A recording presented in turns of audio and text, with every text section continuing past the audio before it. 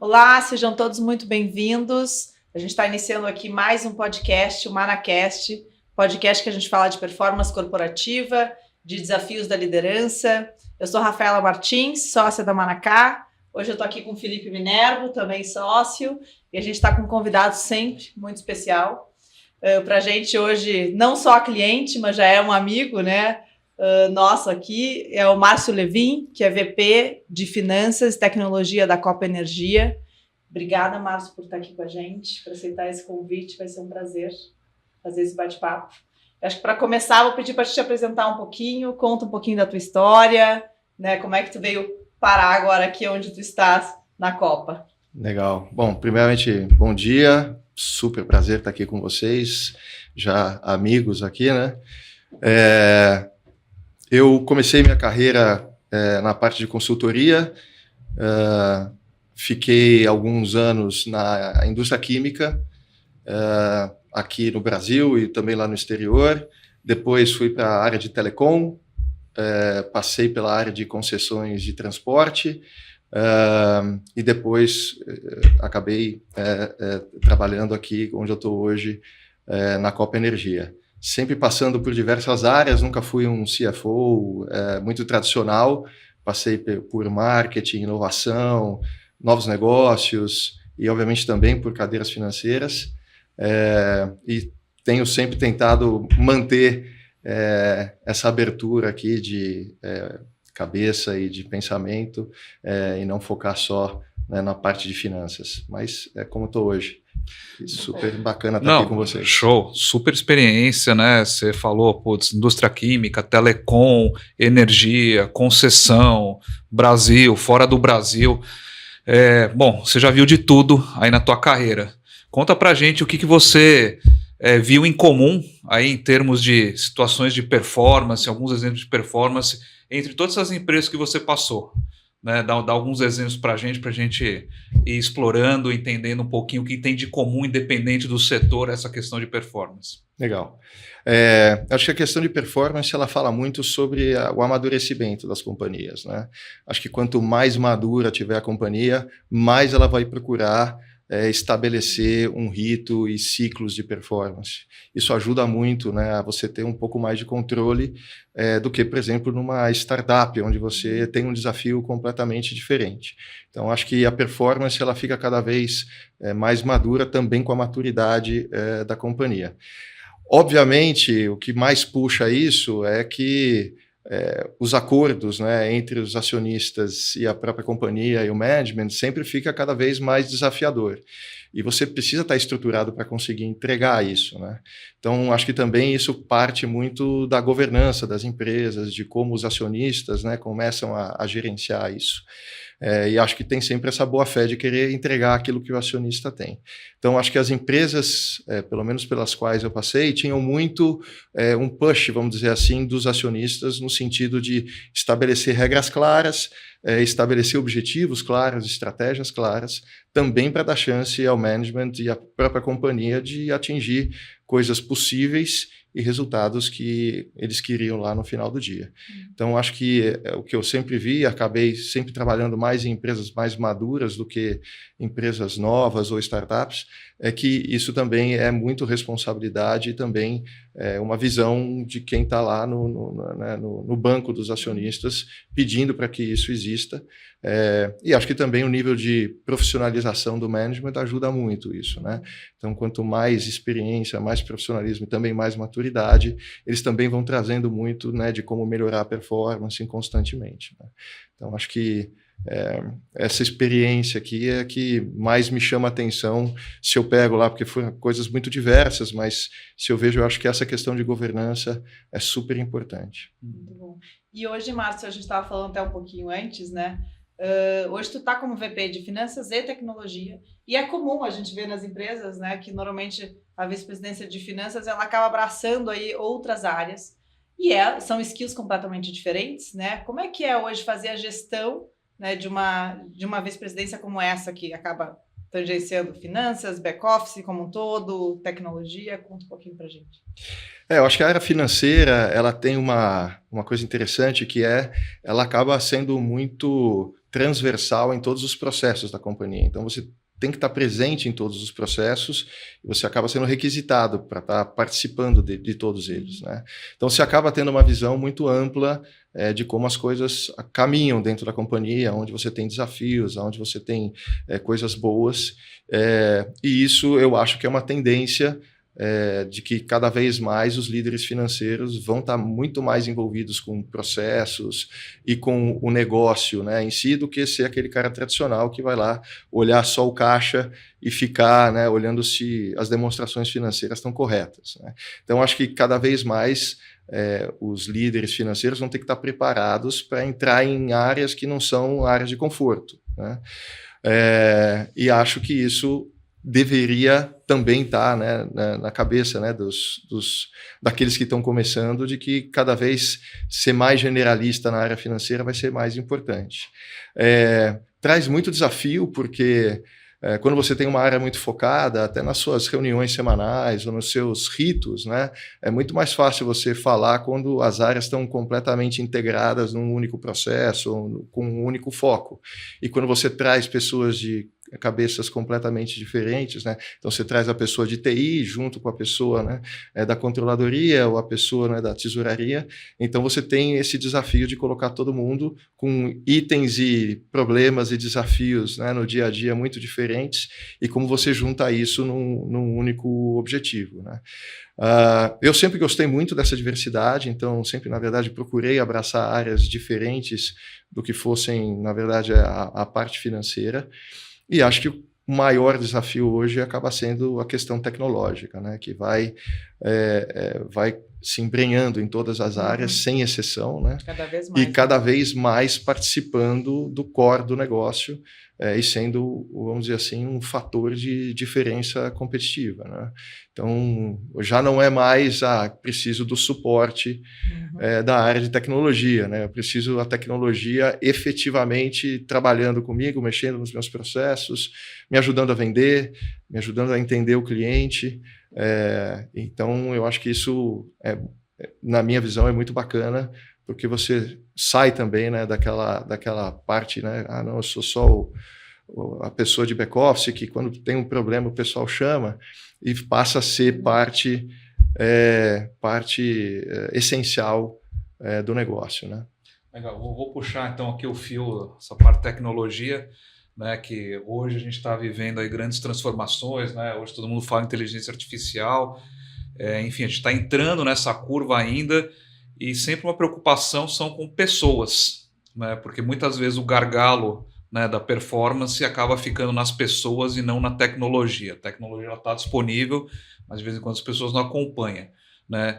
Pela tua experiência, né, como é embarcar, né, ou fazer essa gestão da mudança para as pessoas, não precisa ser necessariamente só a inteligência artificial, mas eu lembro numa época que os RPs, né, começaram a operar e as pessoas tinham que fazer tudo dentro do RP, já era uma mudança grande.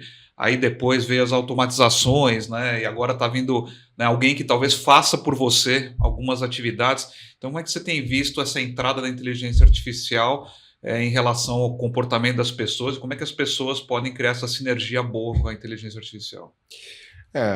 Obviamente, quando a pessoa, ou quando vem o desconhecido, a primeira reação é a gente ter medo em qualquer situação, né? Então, acho que o grande segredo para os líderes é exatamente mostrar não só o potencial do que a inteligência artificial vai trazer para as empresas, mas o potencial de benefício que ela vai trazer também para as pessoas, né? As pessoas vão ter que aprender novas coisas, mas isso vai abrir uma série de oportunidades para elas, né? E coisas que elas nem imaginavam que elas poderiam fazer, elas vão conseguir, porque antes elas tinham que treinar, meio que ser, né, o programador para conseguir fazer, de repente, uma RPA ou algum tipo de ferramenta. Hoje você já tem ferramentas que com 3, 4 cliques você constrói uma RPA e você já está lá trabalhando com inteligência artificial quase sem saber, né? Então, eu acho que o grande segredo aqui é deixar claro para as pessoas que a tecnologia é um aliado, é um parceiro para você fazer a sua vida sempre mais fácil, mais produtiva, né? E também dá até aquilo que a gente sempre procura, né? Que é ter tempo para fazer outras coisas que nos interessem mais, ou que nos tragam mais benefício e tragam, obviamente, mais benefício para a companhia também. Eu passei por recentemente, né, na minha experiência aqui na Copa, por 2 mudanças grandes de sistemas. Então, nós fizemos dois processos bastante complexos, envolvendo toda a companhia. Eu diria que o grande desafio foi como é que você treina as pessoas e como é que você deixa claro para elas as novas funções ou as novas expectativas que você tem, né? Então, alinhar a expectativa com a pessoa daquilo que é esperado dela nessa nova situação é essencial para que ela saiba também, né, para onde que ela deve ir, o tipo de comportamento, vamos dizer, né, de dia a dia de trabalho. Então, fazer a mudança só para implementar a ferramenta é recado ou receita de ter fracasso ou de você ter mais problemas, né? O mais importante, e até quando a gente teve os problemas, foi exatamente porque a gente não conseguiu, eventualmente, treinar as pessoas com toda a propriedade e com situações, né, do dia a dia, onde a gente conseguia mostrar para elas como iam ser as novas realidades. Então, acho que o grande segredo é ter a tecnologia como aliada, primeira coisa, e segundo, fazer um treinamento muito forte para uma nova realidade, né? Como se você estivesse colocando ela num novo, né, cenário, num novo ambiente, e ela tem que saber lidar com isso, né? Então, gestão de mudança em qualquer mudança tecnológica é talvez o passo mais importante para o sucesso, eu diria. Sim. E é curioso tu falar isso porque a gente faz muito projeto de gestão de mudança, né, de change management, justamente porque as mudanças impactam a companhia como um todo. E a gente sempre fez muita gestão da mudança para a integração de empresas, né? Então, 2 empresas se integrando, a gente vai ter 2 times, né, 2 culturas, como é que a gente integra isso? Vocês passaram também isso, né, na Copa, de integração e de empresas, modelos muito diferentes, né, culturas totalmente divergentes, eu diria assim. Como é que foi esse movimento, né? Acho que a gente tem, e aí tem de empresas, pessoas que vêm de muito tempo de empresa, né? De uma outra empresa que é mais familiar e que tem também bastante gente há bastante tempo na empresa, e agora entrando novas gerações nesse mercado. Como é que fica, né, essa gestão aí com as diferentes gerações e passando por todas essas mudanças que a Copa teve? Esse é um desafio muito bacana, super interessante de viver. Aliás, indico para qualquer um que queira a possibilidade, que queira aprender gestão e performance, que passe por uma fusão, que passe por uma integração e procure esse desafio, porque eu acho sempre sensacional. Duro durante, mas super recompensador. Assim, o mais importante numa situação dessa é você conseguir entender os contextos e saber os limites de até quando você pode puxar e até quando você pode empurrar uma determinada situação, uma determinada mudança, né? E esse equilíbrio não é alguma coisa que você aprende na escola, na faculdade, você aprende no dia a dia e com a experiência, né, de ter passado por situações, porque cada contexto é um contexto diferente, cada área é uma área diferente, né? E eu acho que o mais importante, e que a gente sempre preza muito, é tratar com respeito e carinho as pessoas, independente da situação em que você está colocando essa pessoa, né? Então, com certeza tem pessoas que vão passar e vão querer a mudança e vão se adaptar a ela, e você tem que dar as oportunidades. Vão ter pessoas que não vão se adaptar a isso, e a gente sempre fala que às vezes nem isso, e eu já passei pessoalmente por isso, a gente nem sabe que vai ser feliz fora daquele ambiente, e a gente precisa às vezes até de um empurrão de um terceiro para falar, não, eu tenho que sair dessa situação e tenho que sair porque eu não estou sendo feliz, né? Então eu acho que o grande segredo é você entender como as pessoas estão reagindo, entender como os grupos, né, estão se movimentando ali e tentar com os grupos, ganhar sinergias e ganhar força para você mover a companhia, e também individualmente entender o momento das pessoas, como que elas têm, o histórico que elas têm, respeitar esse histórico e fazer esses movimentos para que a pessoa entenda. Não vai ser, em alguns momentos vai ser muito bom e outros vai ser muito ruim, mas ao mesmo tempo, se você faz isso com respeito, se você dá o tempo para essas pessoas, né, conseguirem entender todos esses movimentos e se preparar, eu acho que é até frutífero, porque mudança a gente vai ter sempre, seja na vida pessoal, seja na vida profissional, e a gente ajuda as pessoas também a amadurecer dentro desses momentos, né? Então, acho que esse cuidado é talvez a peça mais importante quando você fala de mudança, né? E ter essa sensibilidade, né? A sensibilidade de você lidar com essas situações, saber, né, de vez em quando tem que dar uma apertada para você, né, trazer um pouco de tração nas coisas, e em outros momentos fala, não, peraí, acho que a gente já chegou num ponto, vamos esperar, dar tempo para as pessoas, como se processarem as coisas, né? As mudanças nunca são uma linha reta em qualquer sentido, né? Elas sempre têm estágios em que as pessoas vão, né, se desenvolvendo, vão entendendo, vão internalizando essas mudanças e também, né, se entendendo dentro daquele novo mundo, né? Então, acho que o grande segredo, independente da geração, é deixar essas questões amadurecerem com as pessoas e respeitar os tempos dela dentro, né, do possível da companhia, né? E fazer com que isso vá se desenvolvendo com o tempo, né? A questão de gerações é sempre um debate. Aí, para você que já trabalhou aí com diferentes gerações, geração X, Y, Z, Millennials, e aí? Qual é a melhor geração para trabalhar ou não tem? Sinceramente, Felipe, eu já nem sei dividir muito essas gerações, não. Eu já vejo um contínuo, assim, para mim, quando você vai ficando mais velho, você já nem consegue falar, isso aqui é Z, é X. Mas eu acho que os motivadores acabam sendo um pouco diferentes, né? E também muito influenciados por tudo que você vê de mudanças no mundo, de como a rapidez do mundo também influencia a rapidez com que as coisas acontecem na vida das pessoas e até nas decisões e no o que elas esperam da vida, né?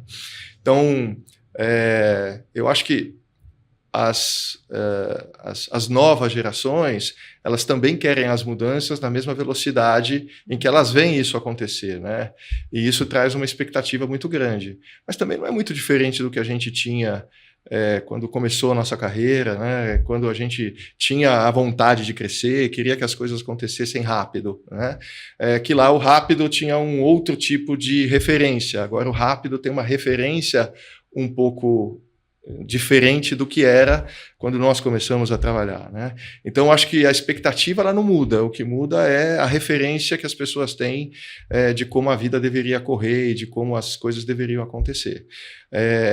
Eu acho que em algum momento a gente vai ter também um certo momento de pensamento e de voltar um pouco a ter as coisas num ritmo mais adequado, né? Porque nem todo mundo cresce no ritmo em que as pessoas esperam, né? E às vezes as pessoas se colocam em determinadas situações que nem elas sabem como reagir. E aí talvez criam, né, situações de trauma, né? Nem sei se essa é a palavra adequada, mas situações complexas em que as pessoas não sabem como reagir e acabam criando, né, problemas e desafios muito maiores do que aqueles que eles imaginavam numa situação dessas. Mas também faz parte do aprendizado e faz parte de como essas gerações vão influenciar. Agora, eu acho que também a gente tem que saber aprender com essas novas gerações, né? Eles trazem coisas espetaculares para a gente no dia a dia, de como simplificar a vida, de como o overthink, né? Eu acho que a nossa geração sempre foi muito pensar demais em reações, em consequências e tudo mais. E eu acho que eles têm um jeito mais leve, né, de pensar e de falar, acabou, errou, é isso, vamos lidar, vamos renovar, vamos fazer coisas novas. Então, eu acho que a gente tem que estar sempre muito aberto para receber, né, essas novas tendências, receber essa nova maneira de pensar. E não é fácil, né? Sempre vai ter aqueles conflitos de valores, né, de normas e tudo mais. Às vezes a gente acerta, às vezes a gente erra, mas é parte da evolução, né? A Suzana, até quando na nossa primeira entrevista, né, ela falou muito sobre ela, à frente de uma área de RH, né, dentro de uma grande empresa, ela ainda comentou a importância de fazer os combinados, né, que ela, assim, independente da geração, se a gente faz os combinados, né, e deixa claro o que eu espero, né, daqui a pouco como líder, e o que a pessoa também espera como liderado, a gente, né, o combinado não sai caro, a gente resolve, né, e depois lá na frente, poxa, combinamos aquilo, não funcionou, então a gente já sabe mais ou menos como lidar. Mas a importância do diálogo, né? Acho que hoje em dia a gente vê mais, não sei como é que está dentro da tua rotina, mas não existe mais aquele momento só da avaliação, né? A importância da gente dar feedback ao longo e receber feedback ao longo da jornada da empresa ali. Como é que funciona hoje isso na tua rotina, no dia a dia? Assim, não posso concordar mais com isso, né? E eu repito muito, alinhamento de expectativas. Se você não alinha as expectativas, ninguém sabe o que um ou outro está desejando ou está almejando, né? Então, acho que isso é essencial para qualquer relação no trabalho ou fora dele, né? Eu acho que o mais importante hoje, e eu acho até que as próprias novas gerações, né, gostam disso, né, é de você dar o feedback constante e não esperar aquela avaliação a cada 6 meses, né, porque você já perdeu o timing, você já perdeu a vivência daquele momento, né, o calor do momento às vezes é muito importante, né, e eu tendo a fazer isso, toda vez que eu vejo alguma coisa que eu gostaria de fazer um comentário, né, seja positivo ou seja um desafio que a gente tem que, né, trabalhar, eu tento sempre fazer isso na hora, porque depois de 6 meses o impacto daquilo não vai ser o mesmo, né? Não vai ter a mesma vivência, não vai ter aquela mesma emoção, né? Então, o que fica para a pessoa é um pouco da emoção daquele momento. E eu acho que se você der o feedback ali, vai ficar muito mais na memória do que de 6 meses você falar, olha, lembra daquele momento? Eu acho que não funciona tanto. É óbvio que você tem que fazer também, e a gente faz, mas eu acho que aquele clique ali daquela foto momentânea é muito importante para você deixar aquilo marcado e a pessoa entender, né, o contexto. E até, né, para dar oportunidade, se ela conseguir, se é algum tema que ela precisa melhorar, né, se desenvolver, ela dá oportunidade de ela conseguir melhorar, né? Porque depois, 6 meses depois, Exato. não, aqui no momento da avaliação, aquele ponto lá que aconteceu, poxa, por que não me falou antes, né? Isso. Eu poderia estar aí ainda... Oportunidade de 6 meses de Exato, melhora, né? exato, Então, é exatamente isso. Muito bom, muito bom. Você acha, Márcio, que as pessoas elas entendem a palavra performance da mesma maneira? Assim, como você definiria performance? Você acha que as pessoas, todo mundo, quando escuta essa palavra, rema na mesma direção ou cada um entende de um jeito e essa questão do alinhamento de expectativas é importante, até em torno de indicadores claros para medir, né, o esperado, né, o combinado? Ainda bem que a gente falou de alinhamento de expectativa, né? Porque eu acho que a resposta está aí. Performance deveria ser isso, deveria ser qual que é a expectativa que normalmente nas empresas, né, os acionistas têm e o que eles gostariam de onde a empresa deveria estar num determinado momento no tempo. Então, performance nada vai ser mais do que isso. E aí a performance boa é aquela que supera as expectativas e a performance não tão boa é aquela que não está chegando nas expectativas que eles têm. E aí você vai traduzir isso em números ou em objetivos ou numa determinada estratégia. Então, para mim, performance nada mais é do que você determinar aquilo que você gostaria num determinado espaço de tempo e aí sim montar tudo que você precisa para chegar lá. Então, alinhamento de expectativas para mim é o segredo do jogo ali. Eu acho que é um ponto, só complementando, um ponto importante, porque muitas vezes, né, de vez em quando as pessoas tendem a só associar performance com fazer em menos tempo, fazer mais coisas, e não necessariamente em torno do que é esperado. Usar a tecnologia, né? Usar a tecnologia e muitas vezes até sem sentido. Né? Então, o que se espera, né, e qual o resultado que tem que esperar? Isso realmente é você atingir a performance. Independente se você podia ter feito um pouquinho mais rápido, mais devagar, um pouco mais coisa, porque de vez em quando você até faz mais coisa do que precisa e no final não está agregando o valor, né? E do outro lado a mesma coisa. De vez em quando você não faz o que você precisa e aí também você não chega no esperado. Exato. Tem um tema agora, a gente estava falando de performance, né? Que a gente tem visto muito também nas empresas. Obviamente tem solução de todos os tipos, né? De todos os temas para resolver todos os problemas, em tese. Ontem mesmo a gente estava no evento de RH, né? E a gente viu, fiquei impressionada quantas soluções tem diferentes para pessoas, né? E, enfim, então a gente entra, tu agora à frente também de tecnologia. Como é que é hoje, seja dentro da Copa ou dentro das outras empresas que tu já trabalhou, lidar com essas diferentes soluções, né? Porque a gente também vê muito, às vezes existe sempre aquele trade-off, né, de dar autonomia para as áreas conseguirem decidir quais são as suas melhores soluções, mas quando tu vê, tu tem várias soluções às vezes contratadas para a mesma coisa, né, e tem uma questão de custo importante nisso, né? Como é que é hoje lidar com essas diferentes soluções e como é que vocês lidam aí no dia a dia da Copa? Não é fácil e acho que a gente já passou por algumas situações, tanto de ter muitas soluções para uma mesma coisa, como não ter a solução ideal. Mas antes de entrar ali no dia a dia, vou talvez tocar num assunto que a gente vai acabar falando aqui, que é ter muito claro qual que é o teu objetivo e o que você precisa num determinado momento, né? Se você não tem uma estratégia muito clara, né? Saber como que essa estratégia se traduz ali em objetivos e metas de curto, médio e longo prazo, a ferramenta não vai servir, na verdade, para nada, né? Se você não tem o teu desafio bem determinado e tudo mais. Então, eu acho que hoje a gente sofre um pouco dessa hiperexposição a soluções, e todo mundo tem uma ferramenta, todo mundo, né, precisa estar lá fazendo startups, e não necessariamente você está resolvendo um problema que você tinha. E no fim você está procurando uma ferramenta para um determinado desafio e você acaba contratando uma porque, não, apareceu aqui uma startup super legal, mas será que esse é o desafio primordial? Aquilo que você tem que entregar nos próximos 3, 5 anos, ele depende, e voltar à regra dos 80-20, né, a regra master aqui dos consultores, será que os 80% que você tem que entregar vai depender dessa sua ferramenta que você está implementando?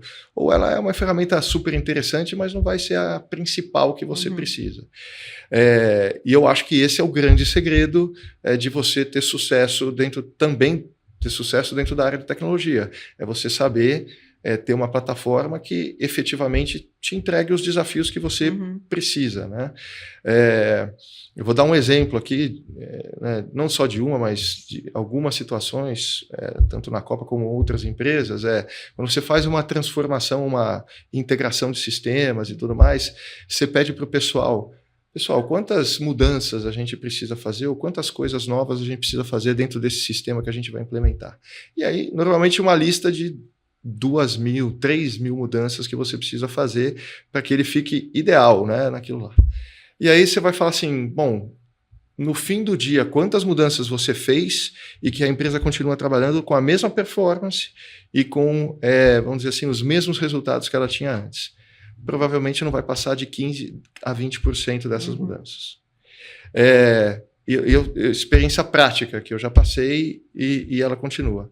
É óbvio que ter coisas mais automatizadas vão ser parte essencial de você ter boa performance, mas você tem que sempre pensar, aquilo que te faz chegar no teu objetivo e nos resultados, no alinhamento de expectativa que você tem com o teu acionista. Então, eu acho que a gente tem uma exposição demasiada hoje a todas essas soluções, o que é muito bacana. Tem coisas que você chega lá e fala, cara, nunca pensei que tinha uma solução para isso. Mas você sempre está pensando, bom, agora é a hora de implementar essa solução? É isso que, nesse ano e nos próximos 3, vai me fazer ter vantagem competitiva com o meu cliente, ou estar mais próximo dele, atender as expectativas dele? Ou não, eu acho que eu tenho uma coisa mais importante para focar. E se for aquela solução, que seja, vamos implementar e vamos fazer com que ela dê certo. Mas eu acho que hoje a gente tem... E aí você pega uma área de TI que não para de crescer, né? E depois você vai ver que você tem, né, uma área assim, até muito maior do que aquela que você necessita para os desafios que você tem. Então, acho que é muito importante. Eu acho que o papel do CFO também é desafiar um pouco isso, né?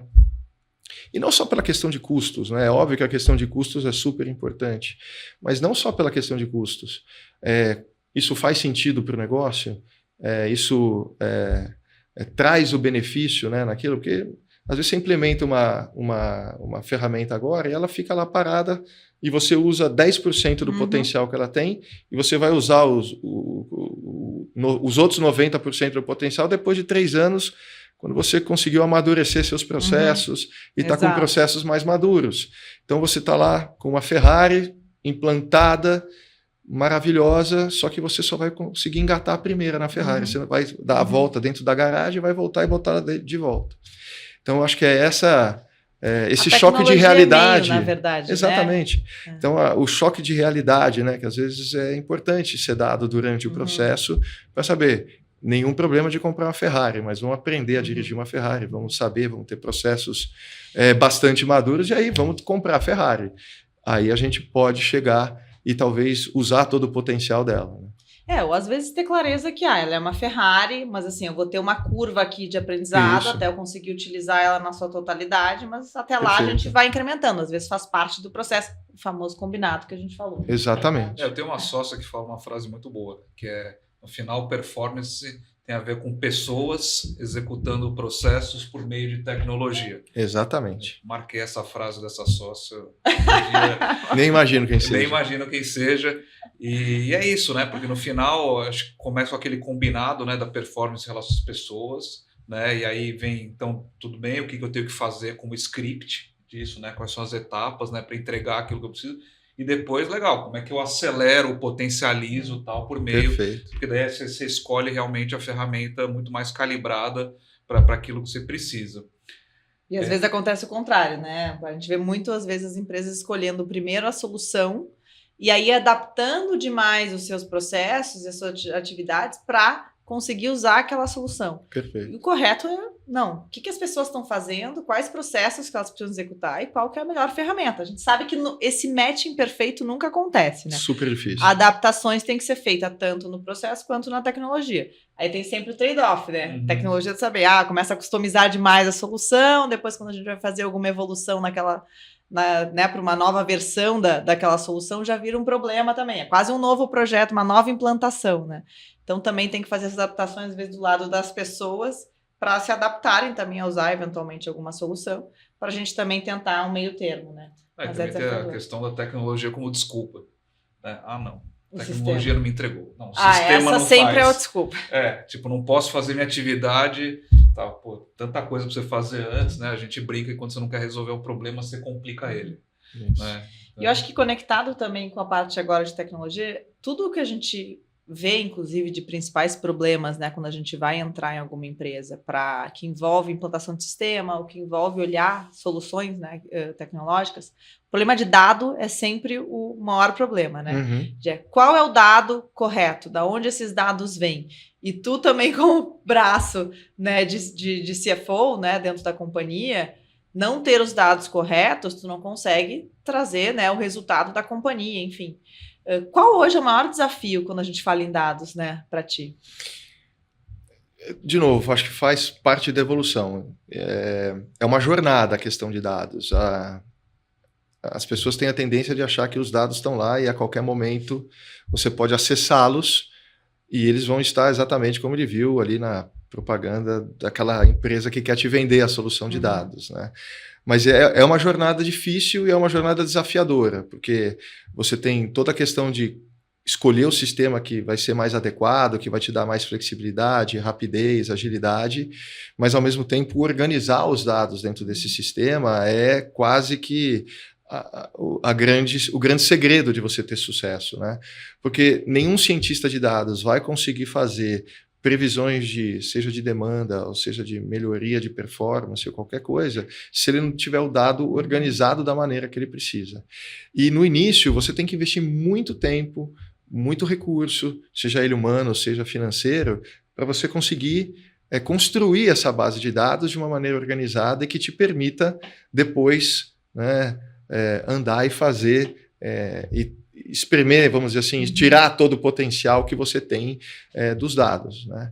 Então, e normalmente as pessoas não têm a visão, né, de como que isso é construído, que você precisa de um determinado tempo, tem muitos acertos, muitos erros, e é uma evolução, é uma jornada de você, para você chegar lá e ter, né, as pessoas usando os dados da melhor maneira possível. Então, acho que o grande desafio é essa conscientização e a ajuda, né, vamos dizer assim, de todos dentro da companhia, dentro dessa jornada, porque acho que uma situação muito ruim é quando você tem algumas pessoas tentando construir essa jornada e do outro lado você tem outras pessoas só reclamando que ainda não tem os dados que elas precisam para fazer isso. Então, eu acho que tem que ser um trabalho conjunto, até porque para esse dado ficar pronto, ele precisa de uma interação muito grande das áreas, né? As próprias áreas de negócio que vão utilizar esses dados precisam ajudar na construção e ter uma ideia muito clara também do que eles querem desses dados, né? Do que eles esperam. E óbvio que depois os cientistas de dados vão ajudar eles a a terem coisas que talvez eles não imaginassem no primeiro momento que conseguiriam, mas isso já é um processo, né, mais de empresas mais maduras. Né?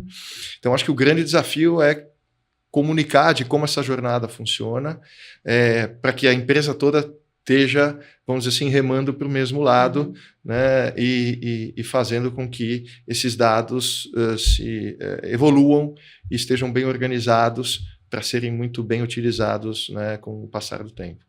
Muito bom.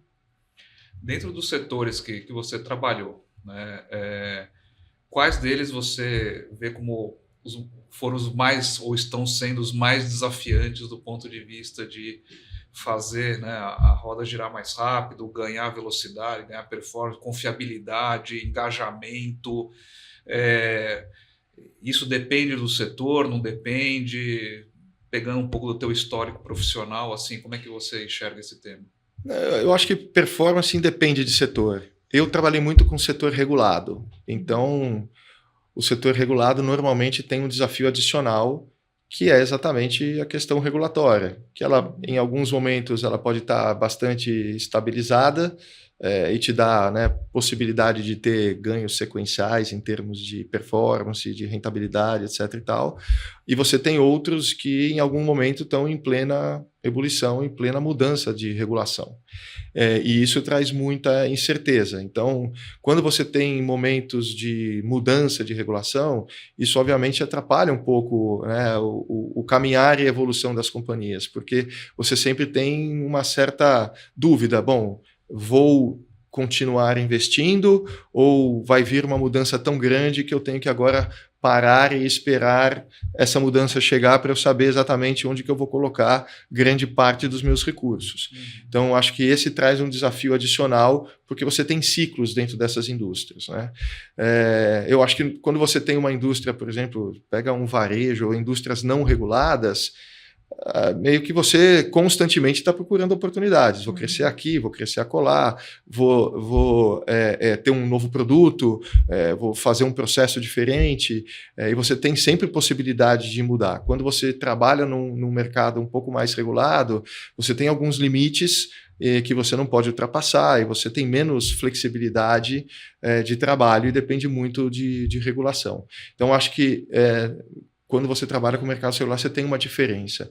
Eu acho que nos outros, os desafios, e mesmo nos mercados regulados, os desafios são muito parecidos entre setores, né?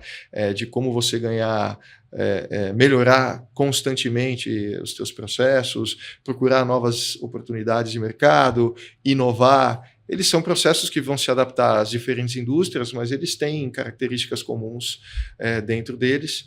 E talvez a velocidade mude um pouquinho de acordo com a indústria, né? Indústrias mais pesadas, indústrias que requerem investimentos de longo prazo, tendem a se mover com velocidade um pouco diferente do que aquelas onde você tem o trabalho com o consumidor no dia a dia, né? Então, acho que são essas aqui as características que você encontra, pelo menos a minha experiência aqui de mercado regulado é um pouquinho diferente.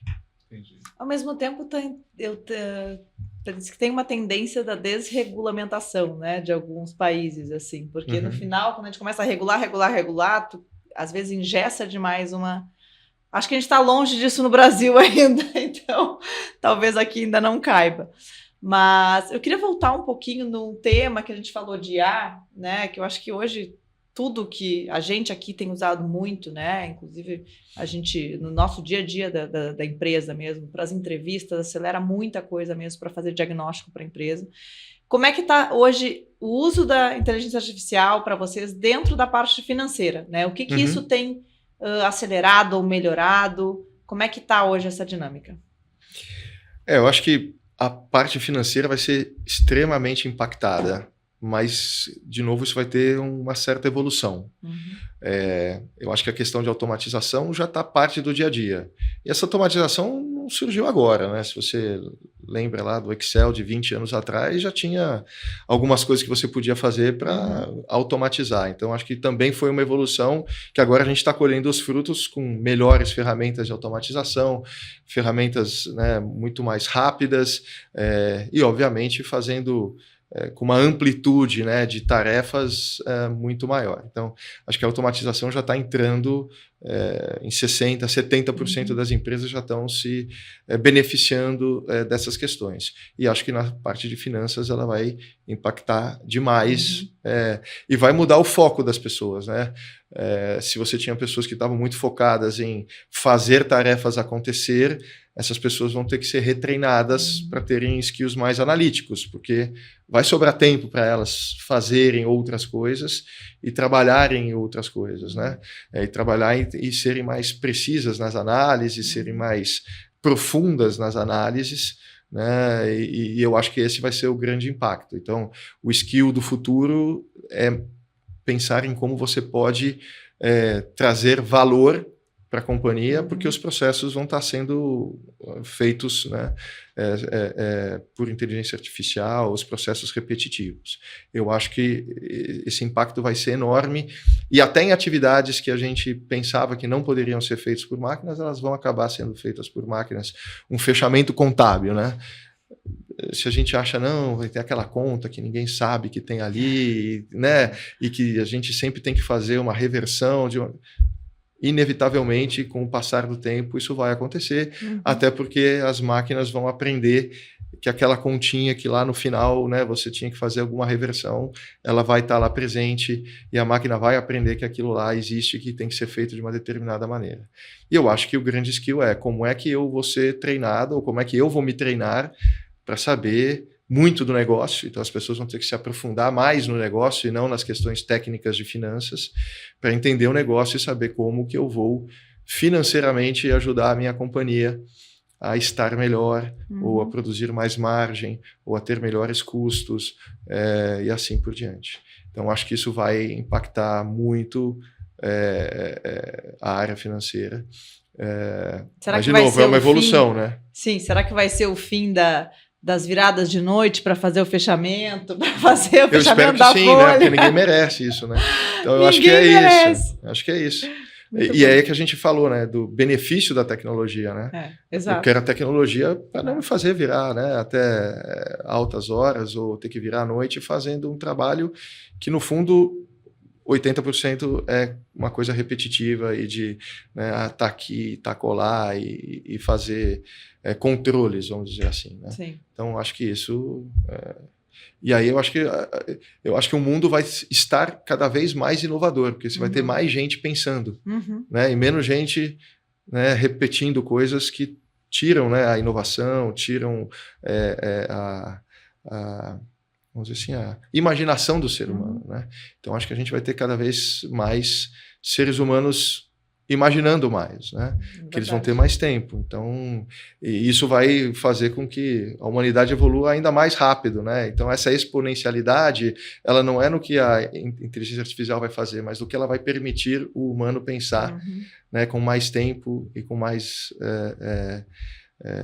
liberdade, vamos dizer, no futuro, né? Na verdade, eu estou mais preocupado, mais do que, de vez em quando, eu tenho a esperança de um lado e a preocupação de outro.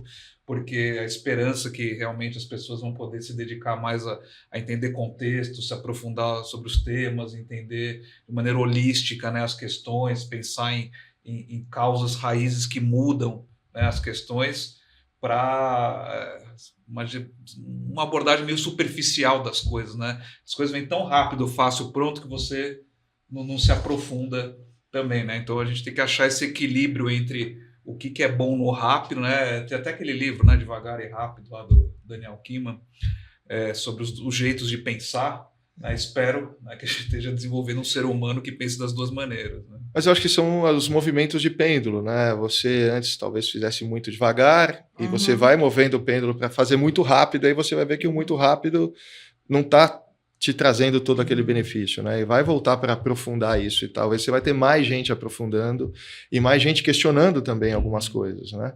E a tecnologia vai vir também para conseguir viabilizar tanta gente pensando e tanta gente se comunicando ao mesmo tempo, para você ter fóruns adequados e conseguir tirar, né, tanta imaginação e focar em, sei lá, em produtos, serviços e coisas novas para o mundo, né? Então, acho que é isso.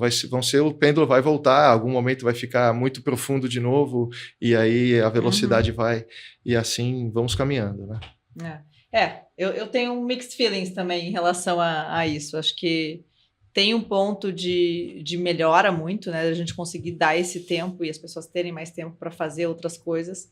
Mas eu tenho um pouco de receio das novas gerações, que vão aprender, né? Vão viver, já nascendo na era da inteligência artificial. Esse senso crítico, eu não sei o quanto e vai existir, sabe?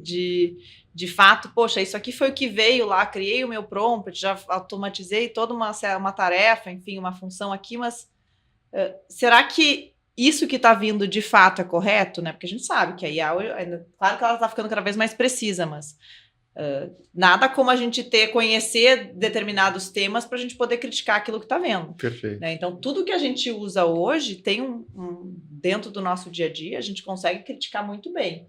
Então, a gente tem um pouco de receio, né, disso, de se esse senso crítico de fato vai ser preciso, né? Se as pessoas, porque elas não vão ter aquele background analógico, né, de olhar lá, de saber, de experimentar aquilo, enfim.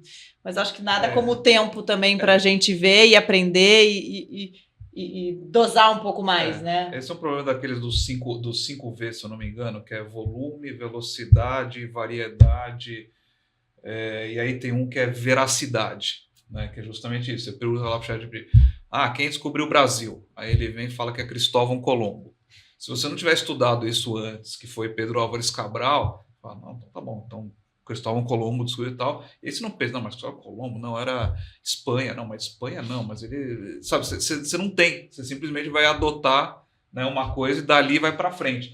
E aí o ponto de reescrever, né, verdades, histórias e até para as companhias, né, principalmente as companhias de longa data, né, então você trabalhou em várias aí, empresas aí foram fundadas décadas ou até mais de 100 anos atrás, né, perigoso até para a continuidade da empresa.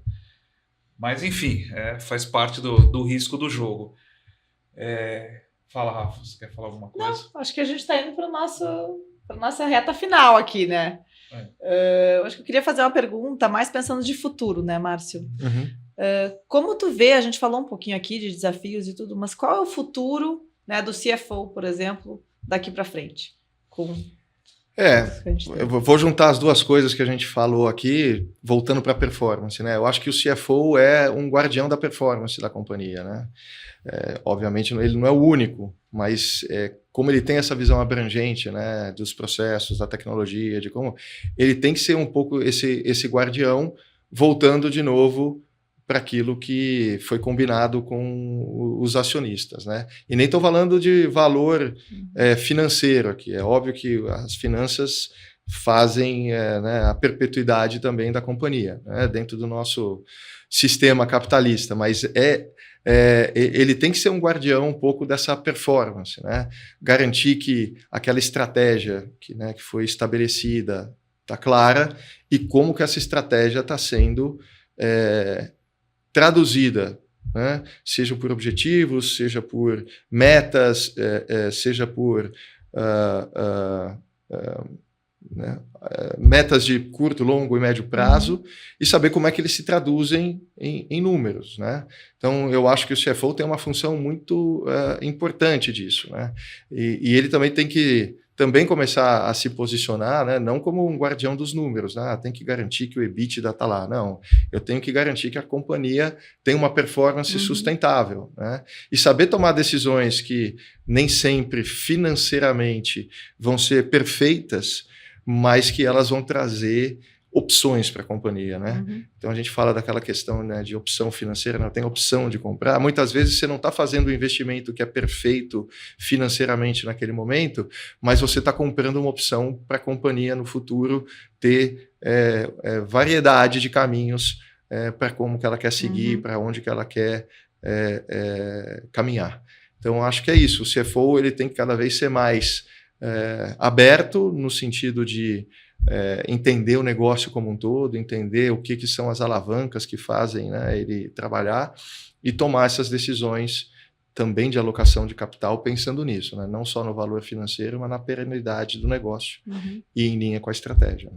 Vou abrir a pergunta, né, e que dicas então você dá para os futuros líderes ou para os novos líderes aí seja na área financeira, seja em qualquer área, ponto de vista mais de liderança mesmo. Quais 2, 3 dicas aí que você pegou aí pela tua experiência na vida que são super importantes para um líder ter sucesso na sua atividade empresarial? Olha, uma coisa boa das novas gerações, e aí fica também uma coisa que eu acho que eles já praticam muito, é não ter medo dos desafios. Então, acho que a primeira coisa é adote o desafio como uma oportunidade e cada oportunidade como alguma coisa de aprendizado. Então, se tem alguma coisa que te deu frio na barriga, eu normalmente era para ali que eu tomava a decisão que eu queria ir, porque tem crescimento dentro daquela oportunidade. Acho que a segunda saiba bastante, obviamente, da área de finanças, mas saiba bastante de outras áreas também.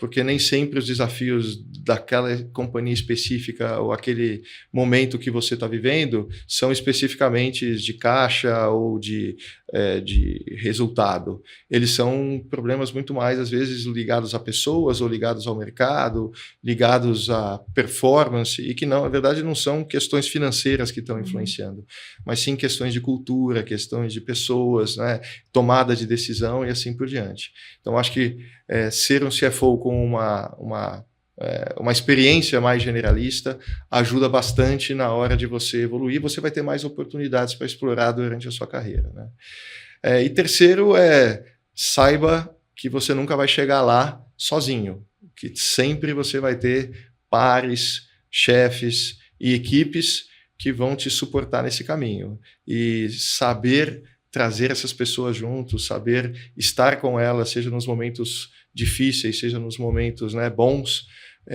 e trazer essas pessoas, né, fazer com que essas pessoas também estejam aproveitando as oportunidades delas, pessoais e profissionais, sempre vai ajudar muito no teu caminho.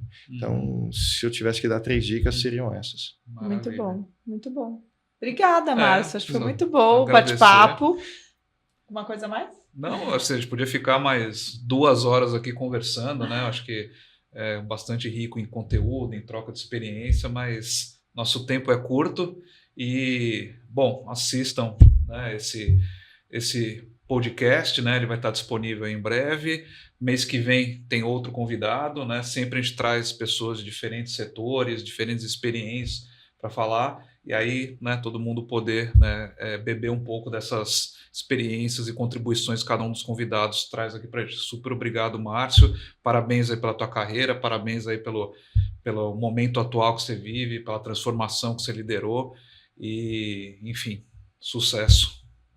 Legal. Obrigado pelo espaço, pela experiência nova. Foi um prazer. Sucesso para vocês aqui nessa nova jornada. Obrigada, pessoal de casa. Até a próxima.